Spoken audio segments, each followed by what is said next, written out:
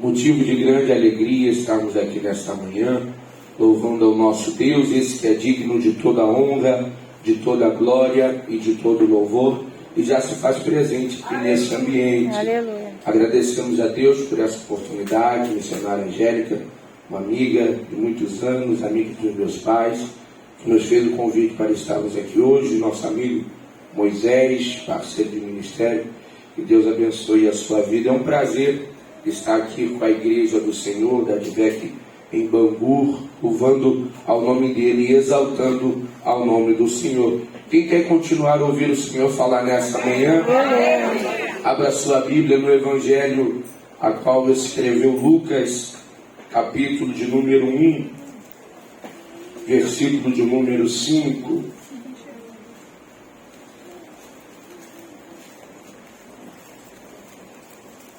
Já peço perdão pela qualidade da voz, tivemos também em alguns retiros ministrando, uma semana cheia, mas hoje estamos aqui para cumprir o chamado do Senhor. Aleluia. E ser transmissor daquilo que o Senhor quer dizer ao seu coração para esta casa. Lucas capítulo 1, do versículo 5 ao versículo 13. Deus tem uma palavra para o seu coração nesta manhã. Quem achou, diga amém. Amém. Leia comigo, diz assim a palavra do Senhor: existiu no tempo de Herodes, rei da Judeia, um sacerdote chamado Zacarias, da ordem de Abias, e cuja mulher era das filhas de Arão, e o nome era Isabel. E eram ambos justos perante Deus, vivendo irrepreensivelmente em todos os mandamentos e preceitos do Senhor. E não tinham filhos, porque Isabel era estéril, e ambos eram avançados em idade. E aconteceu que ele, exercendo o sacerdócio diante de Deus, na ordem da sua turma, segundo o costume sacerdotal, coube-lhe em sorte entrar no templo do Senhor para oferecer o incenso. E toda a multidão do povo estava fora, orando a hora do incenso. Então um anjo do Senhor lhe apareceu, posto em pé à direita do altar do incenso. E Zacarias, vendo, turbou-se e caiu temor sobre eles. Mas o anjo lhe disse: Zacarias, não temas, porque a tua oração foi ouvida. Isabel, tua mulher, dará luz a um filho, e lhe porás o nome de João. Quantos podem glorificar ao Senhor por essa palavra? Meus irmãos, separe por favor alguns minutos do seu tempo, serei breve, mas eu quero trazer um recado de Deus para o seu coração. Eu sempre vou dizer isso, respaldado pela iluminação do Espírito Santo. Não é algo que vem de nós, é algo que nos é revelado e decifrado pelo Espírito Santo de Deus, e nós somente transmitimos a noiva de Cristo. Então a palavra que eu quero trazer para o seu coração nessa manhã é palavra rema, palavra falada, palavra que vem diretamente do trono de Deus e encontra guarida no seu coração. Lucas capítulo 1, quem não conhece este evangelho, quem não conhece este capítulo emblemático, muito famoso por causa dos seus maiores e mais conhecidos versículos, o versículo 37, tema de campanha, tema de congresso, tema de consagração, e com certeza você já falou ele aí na sua mente, porque para Deus nada é impossível. Mas para nós entrarmos na temática desse texto e lá na frente falarmos deste versículo, seria necessário reunirmos todas as informações do capítulo 1, entender um pouco da história, não somente de Jesus, mas de boa parte da sua família. Lucas, ele tem o cuidado de escrever a Teófilo, não somente sobre o nascimento de Jesus, não somente sobre a vida de Jesus, mas Lucas, ele vai ter esse cuidado, será o único escritor que vai falar um pouco da família de Jesus, um pouco dos familiares de Maria. Lucas, no seu capítulo 1, A partir do versículo 5, ele nos dá informações do tempo em que se está vivendo. O tempo existiu no tempo de Herodes, ou seja, quem governava a Judéia era Herodes. Quem ditava as regras dentro da Judéia era o Herodes. Então Lucas nos passa a informação de que o tempo em que Zacarias e Isabel estão vivendo não era um tempo propício na esfera governamental, porque conhecemos Herodes, sabemos do que ele era capaz. Ao saber que se levantaria um outro rei, ele fala: procurem todos os meninos e comecem a matar um a um a fio de espada. Sabemos da capacidade de Herodes, mas entendemos também que o trono da terra nunca foi e nunca será reflexo do trono do céu. Herodes assentava-se no trono da Judéia, mas no céu, o Deus que fez o hoje, o Deus que fez o amanhã e o Deus que estava no ontem, ainda estava assentado sobre o trono do céu. Isaías vai dizer que ele senta sobre o trono e descansa os seus pés sobre o globo terrestre. Ele pesa a terra assim como se pesa um pequeno pedaço de pó em cima de uma balança. O nosso Deus é grande, ele é dono da terra, dono do mar, ele para o sol, ele para a montanha, ele abre o mar no meio, e não é o trono da terra que vai ditar o que a igreja do Senhor vai ser para esse tempo, se não somos guiados pelos reflexos do trono da terra. Se existe um Deus que está sobre todos os homens e ainda dita o que será da sua igreja. O governo não era bom, a corrupção dentro do templo era terrível. O sumo sacerdote estava totalmente viabilizado com o reino de Herodes, fazendo da casa do Senhor um sistema de corrupção. Só que entendemos que no meio daquela história vai nascer Zacarias e Isabel, justos perante Deus e irrepreensíveis em todos os conceitos e mandamentos do Senhor. Aleluia. Porque eu entendo que dentro do caos moral em que nós vivemos, sempre que se instala um caos muito grande no tocante à moralidade, um povo que tem a sua moral corrompida, Deus sempre levanta alguém que não se vende pelas facilidades. O tempo é terrível, mas Deus levanta alguém que não se vende. O tempo é difícil, mas Deus levanta alguém que ainda se levanta às 8 horas da manhã, coloca o joelho no chão e fala: eu vou lá para Divec Bambu, porque se tem um povo que está se recuperando do carnaval, tem umas mulheres de Deus que vêm para uma consagração como essa, para dizer: a minha família não vai parar, a minha casa não vai parar, os meus filhos não irão parar, o meu casamento não irão parar. O tempo está difícil, mas Deus preserva alguém para dizer: ainda sou a diferença onde eu habito. O negócio é terrível, mas Deus sempre separa alguém que não se vende por muita facilidade. Você lembra, na época do rei Acabe e da rainha Jezabel, como estavam as coisas em Israel? Baal era o Deus mais adorado. Baal foi colocado acima do Deus de Israel na temática daquele povo. Baal tinha as suas esculturas espalhadas sobre toda a terra. Deus levanta Elias, tisbita, morando dentro de caverna, para dizer: Elias, vai até Acabe e transmita o recado que eu tenho para ele. Por que Deus precisa tirar alguém do anonimato para trazer um recado para quem era muito importante? Porque talvez quem era profeta já tinha sentado da mesa, já tinha comido da mesa, e às vezes era até patrocinado pela mesa. Elias falou: eu não como na mesa de Acabe, não dependo da comida de Acabe, Acabe não me veste, Acabe não mobília a minha casa, então eu ainda levanto para dizer: Acabe, eu tenho uma palavra.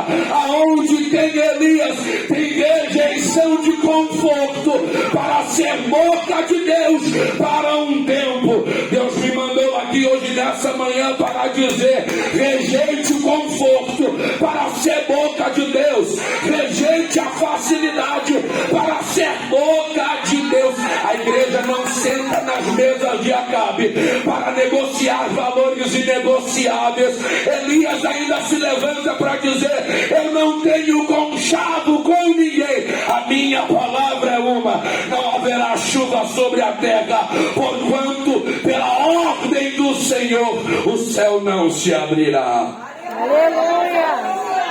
Glória a Jesus. Então é isso que precisamos entender. Sempre que um tempo está muito difícil, não se preocupe, Deus levanta alguém de frente.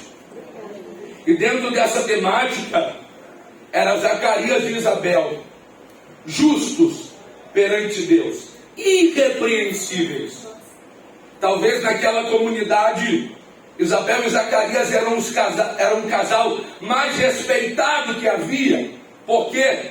Porque durante toda a sua vida alguém olhava para a vida deles e falava: lá vai um homem de Deus, lá vai uma mulher de Deus, que não se limita a comportar-se bem somente nas esferas do tempo. Fora do templo é justo, fora do templo é irrepreensível, dentro de casa é justo, lavando a louça é irrepreensível, até nas conversas particulares é justo e irrepreensível, porque Zacarias e Isabel, que sabem viver debaixo do plano de Deus, não limitam o seu comportamento dentro das esferas do templo. Fora do templo é a mesma coisa, porque não muda o meu comportamento de acordo com o lugar. Se eu sou santo aqui dentro, eu sou santo lá fora. Eu sou santo em casa, santo no meu casamento, santo dentro da minha família, por respeito àquele que me chamou e me escolheu para um propósito. Eram conhecidos, só que precisamos entender que o versículo 6 é totalmente diferente do versículo 7. Se nós parássemos a história deste casal somente no versículo 6, a gente ficaria encantado. A gente diria: que maravilha, um casal de Deus. Só que no versículo 7 começa a nascer a problematização desta situação. Santos, justos, irrepreensíveis. Só que o versículo 7 começa dizendo: e não tinham filhos. Porque quem era estéril? Porque Isabel era estéril.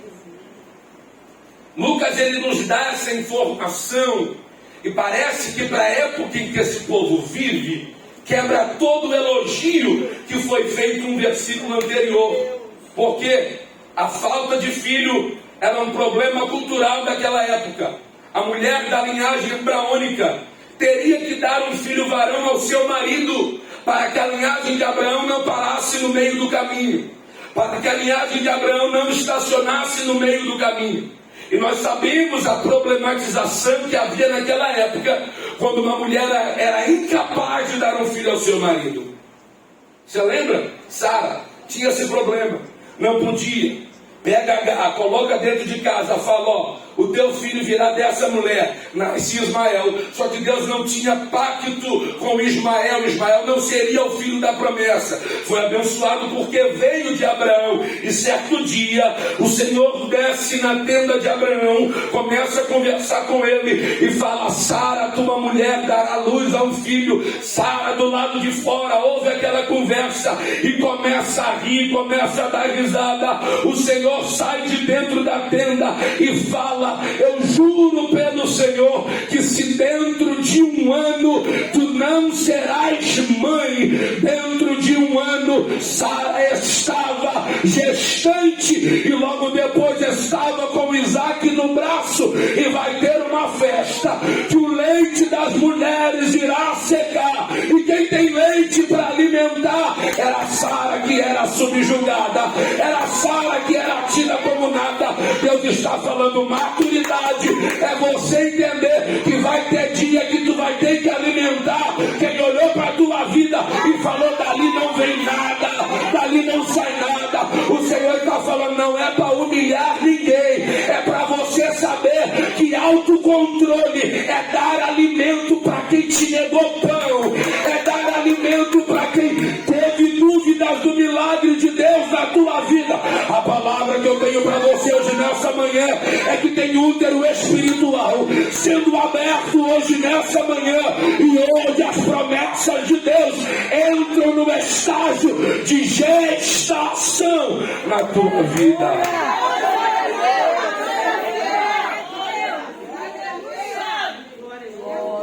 O problema de uma casa era Isabel. Isabel era estéril. Só que falamos de duas deficiências, assim dizendo, fisiológicas. A primeira, a esterilidade em si. Isabel, desde nova, tentava ter um filho. Só que ela não conseguia. Havia um problema no seu útero que ela não concebia filhos. Só que passados os anos, chega o segundo problema, a idade. Todos nós sabemos que a mulher, depois de uma certa idade, ela começa a perder boa parte dos seus óvulos saudáveis, impedindo dela ter uma gravidez facilitada. Então falamos de dois problemas muito graves. O primeiro, para aquela mulher, era a esterilidade que acompanhou toda a sua vida. E agora, em certo momento da sua história, era a idade. O tempo passou, os óvulos foram morrendo, e Isabel percebe: eu tinha esperança que talvez a minha esterilidade fosse curada, mas agora, mesmo se ela for curada, a idade que eu tenho não deixa eu ter filhos, a idade que eu tenho não deixa eu produzir. Só que eu entendo que a falta de Isabel é uma falta muito importante, porque é a quebra de um paradigma que nós criamos. A gente cria esse paradigma. Eu digo qual é para você hoje nessa manhã. O paradigma que foi quebrado nessa história é uma história que a gente inventa de que quem serve no altar não tem falta de nada. Me prova na Bíblia de que quem servia muito nunca tinha falta de alguma coisa. Me prova na Bíblia de quem ia para a casa do Senhor de segunda a segunda nunca teve falta de nada. O Senhor está falando, só que a falta para quem vai para o altar, mesmo com a falta, é diferente.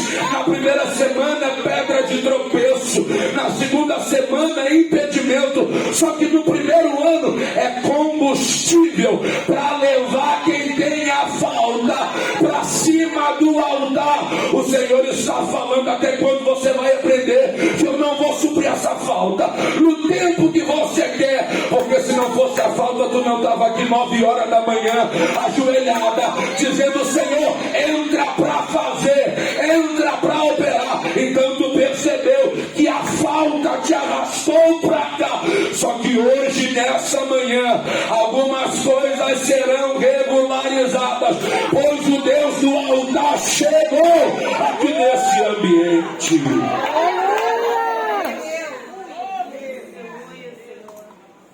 A falta é combustível. Tem dias da nossa vida que a falta não é mais falta. A gente aprendeu a conviver com ela. Só que tem um negócio que arde dentro da gente, que a gente fala: não adianta eu ficar em casa cuidando da falta que existe. Eu preciso entender que o culto não pode, que a falta não pode me isentar de ir para o culto.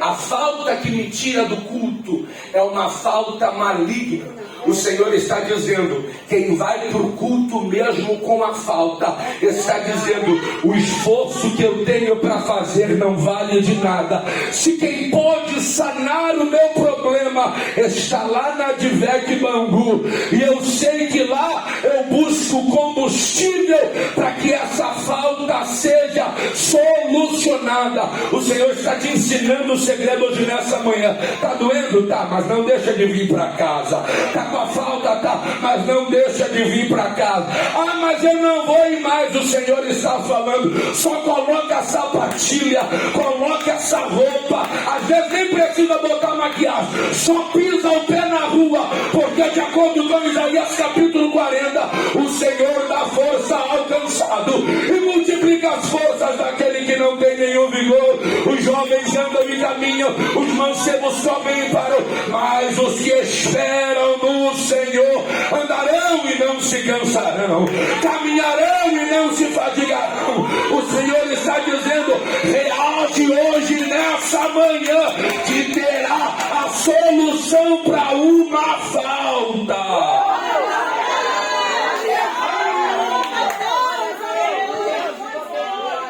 Só que vai chegar o dia de Zacarias. O Senhor se apresenta. Chegou uma carta na casa de Zacarias e falou: Zacarias, você está sendo convidado para oferecer incenso. A sorte recai sobre ele. Meu Deus, aleluia. Zacarias, um sacerdote de muito tempo, estava indo fazer aquilo que ele já sabia como fazia. Só que tem um dia que é diferente. Oh, aleluia. A gente entende de culto, mas o Deus que nós servimos entende de sobrenatural. A gente entende de cronograma, só que o Deus que nós servimos entende de atmosfera. Nosso cronograma é um, mas a atmosfera dele é outra. E precisamos entender essa particularidade de Deus. E Zacarias se apronta, está indo para fazer o que ele fez a vida toda. Para ele era normal. Para ele sabia como fazer. Ele já trabalhava com aquilo. Zacarias era sacerdote, estava a trabalho para o altar. Só que havia uma coisa com Zacarias também. Porque talvez, na minha conjectura, Zacarias até se aproximava do templo. Mas havia muretas divisórias no templo daquela época. Chegava uma parte em que as mulheres não podiam ir mais. Chegava outra parte que as crianças não podiam ir mais. E chegava uma parte em que somente o sacerdote escolhido poderia entrar para acender incenso perante ao Senhor. E talvez por muitos anos Zacarias não passava daquela mureta. Por quê? Porque acaba-se inventando-se por aí de que quando a idade chega, o tempo acaba também. Só que Deus está dizendo que particularidade não tem nada a ver com favoritismo. É que a nossa mente até cria, eu faço parte dessa galera, mas eu estou pregando para a gente aqui que está dizendo: não, está vindo uma geração nova, deixa ela ir para frente. Só que o céu me mandou aqui hoje nessa manhã para dizer: quando foi que teve rescisão de contrato dos teus serviços para o templo? O Senhor está dizendo: eu não quero saber a tua idade, o problema que você tem, a tua saúde descompensada, a tua glicose alta, a tua pressão descontrolada. O altar está gritando o teu nome e está dizendo: vem para cá, que hoje, nessa manhã, o Deus da falta quer uma conversa contigo. Quem disse que o teu tempo já passou? Quem disse que tua época já chegou? Se sou eu quem faço o que quero, do jeito que eu quero, da maneira que eu quero, reage hoje, nessa manhã, porque tem trabalho para Deus fazer na tua vida. Talvez já havia um sacerdote favorito, que a gente é assim, a gente coloca favoritismo nas pessoas. A gente tem esse negócio, que a gente vê uma pessoa muito didática, agradável, e a gente fala: esse é o favorito, é esse quem vai. Talvez já havia uma agremiação dizendo: ó, o sacerdote de 30 anos que vai, porque ele fala bem, o negócio com ele é bom. Só que aí vão fazer o olhinho do mim, vai dizer: ó, quem vai apresentar o incenso hoje? Já tinha uma galera dizendo: ó, fica de olho, que é esse daí, tá decolando, tá voando. O sumo sacerdote lê: Zacarias vai entrar no templo. Talvez todo mundo falou: cadê? Eu nem sei se ele está aqui. Cadê ele? Lá na pilastro, estava encostado. O sacerdote velhinho, é velhinho, mas é cheio de Deus. O sacerdote que estava encostado, e o sumo sacerdote falou: ó, hoje o Senhor falou que idade não tem nada a ver com o que ele tem para fazer. Zacarias, pode entrar, carregando tua falta, carregando o teu problema, carregando a tua idade, porque hoje, nessa manhã, é manhã de renovo pra gente que está precisando. Teu tempo para dizer isso. Zacarias entra. Glória a Deus. Só que foge da normalidade. Meu Deus.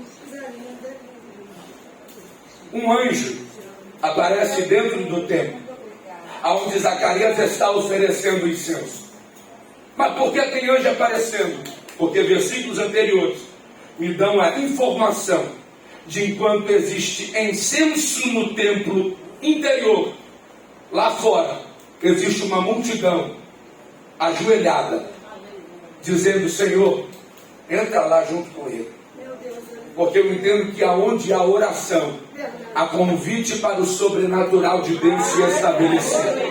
Aonde há oração, há convite para o sobrenatural de Deus se estabelecer no ambiente. Lembra de Atos capítulo 12? Pedro já estava preso, já estava acorrentado com um quaterno de soldado, segurança máxima daquela época. Só que na casa de João Marcos e da irmã Maria estava um círculo de oração, dizendo: Senhor, liberta Pedro, tira Pedro de lá. Senhor, levanta Pedro, arranca Pedro de lá. Um anjo apareceu dentro da cadeia e falou: Pedro, pega a tua capa, pega a tua sandália, pega tudo que te pertence. E eu, conjecturando, posso imaginar Pedro perguntando: o que foi que te trouxe aqui? Olha, é que lá dentro da casa de João Marcos havia um povo fazendo barulho, e no céu não se escutava outra coisa a não ser: liberta Pedro, solta Pedro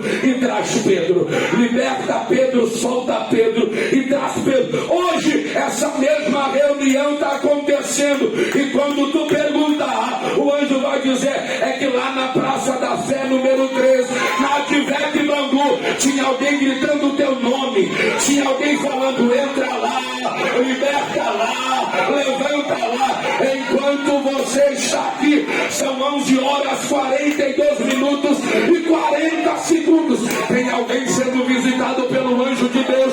E quando perguntar quem foi que mandou, é a tua mãe que estava orando lá, era teu pai que estava orando lá, era a tua esposa que estava orando lá, era a tua família que estava orando naquele ambiente.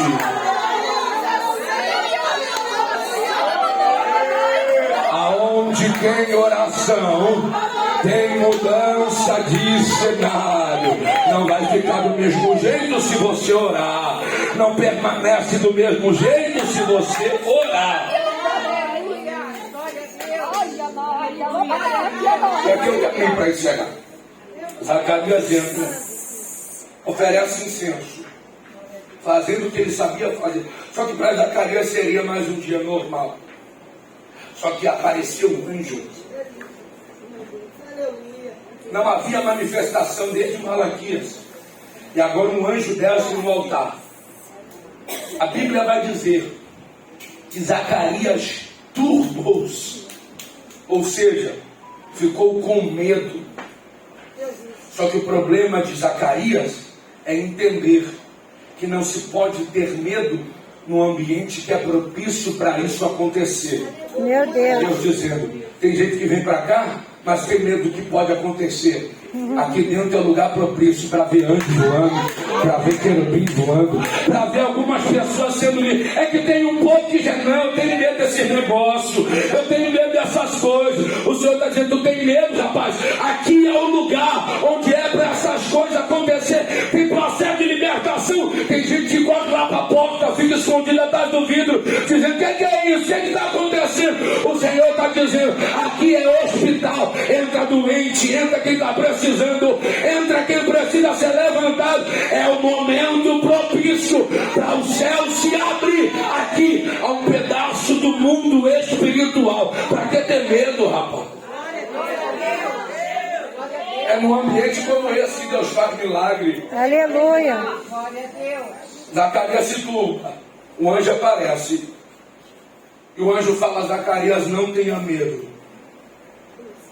porque a tua oração foi ouvida. Só que a originalidade desse texto me faz entender que essa oração feita por Zacarias não era uma oração recente. verdade. Era uma oração de muito tempo. Jesus, coisa linda, aleluia. Só que precisamos entender, como eu falei no início, que nós temos um cronograma, mas ele não se iguala ao cronograma do céu. Já percebeu? Que tem vezes que você ora de acordo com o momento em que você está. Você ora naquele momento, porque naquele momento você projeta a receber, porque está preparado. Só que o céu às vezes faz um negócio que é quando a gente está menos propício para receber. Aí o céu aparece e diz: a tua oração foi ouvida. Na hora que a gente ora esperando para receber, não acontece. Só que só para os dedos na nossa vida, a gente até lembra, fala: se eu já tivesse recebido aquilo, agora eu não passaria por isso. É o Senhor dizendo: é porque tu está passando, que agora eu vou te dar, porque ainda confio na capacidade que tu tem para carregar. Aleluia! Glória a Deus. Jesus. A tua oração foi ouvida. Glória a Deus. Isabel, a tua mulher, dará luz a um filho, e lhe porás o nome de João. Zacarias fala: como é que eu vou ter certeza? Como é que isso vai acontecer? De que forma? De que jeito? Gabriel olha para ele e fala: Zacarias, eu sou Gabriel e assisto perante ao Senhor. Em outras palavras, tu quer confirmação daquele que me mandou aqui para te falar. Meu Deus. Porque a pior coisa é um Zacarias que já tem experiência com Deus, mas não acredita naquilo que ele mesmo ora. Com esse Zacarias, Deus trata diferente. Zacarias falou: eu quero sinal, eu quero fogo do céu. O anjo fala: vai ter um sinal, vai até João nascer, permanecerás mudo. Para você aprender que não se pede sinal para aquele que não é profeta de carteirinha, para aquele que criou o céu e a terra. Não se pede sinal para aquele que é o hoje, é o amanhã e será eternamente. Não se pede sinal para aquele que é o alfa e o ômega, para aquele que é a estrela da manhã. Se tu pedir sinal, ele vai dizer: te darei o sinal, ficarás muda, para você entender que enquanto você fala, o negócio não vai para frente. Deus vai colar uns paradrapos para você entender que é Ele quem faz, é Ele que opera, é Ele que transforma, e é do jeito dele. Aí ele fala: mas Senhor, não tem mais idade para isso não. Filha para quem está novo. Só que se eu fosse colocar um tema nessa mensagem hoje, para aplicar para a sua vida, é dizer: o Senhor não para de operar na terceira idade. Você está pensando que depois dos 60 Deus não faz ainda? Deus vai te dar a vida, mulher, para você viver a promessa que Ele te prometeu há anos atrás. Você está pensando que vai partir? Vai não. Tem mais uns 15 anos pela frente para Ele dizer: vou libertar quem eu disse que libertaria, vou transformar quem eu disse que transformaria. O Senhor está falando hoje, nessa manhã: para de colocar empecilho na frente. Eu não quero saber da tua idade, da tua questão financeira, eu não quero saber do grau que está a tua saúde. Eu sou Deus que levanto o homem do pó e faço sentar no meio dos príncipes. Eu sou Deus que visita Ezequias doente e falo: dá mais 15 anos de vida para ele. Não limite aquilo que eu posso fazer. Final da história, ele se acalimou, mas entendendo o que Deus queria para ele. E o que ele faz? Capítulo 1, versículo 23. E acabados os dias do seu ministério, ele voltou para sua casa. Volta para sua casa. E agora Isabel está gestante de João Batista. E ela vai escrever um pequeno cântico que vai dizer: graças ao Senhor que retirou de mim o opróbrio. Deus está falando para alguém: você vai sair daqui hoje com essa cabeça erguida, colocando a mão na barriga e vai dizer: eu entrei estéril, mas saí gestante. Eu entrei deficiente da alma, mas sairei gerando o meu milagre. Vai ter honra para Isabel hoje. Vai ter honra para Isabel hoje nesse lugar. E depois vão dizer, Jesus irá dizer: nascido de mulher, não houve profeta maior do que quem? João Batista, filho da dona Isabel. É Deus dizendo: o que tu vai gerar vai ser referência. Vai ter gente que vai dizer: eu conheço de quem é, eu sei quem produziu. Foi Isabel, que não podia e agora pode. Foi Angélica, que não podia e agora pode. Foi as irmãs daqui, que antes não podiam, mas sairão daqui nessa manhã, gerando quem será referência para o tempo. Que Deus abençoe a sua casa, que Deus abençoe a sua vida, e tenha certeza que a tua família não irá parar.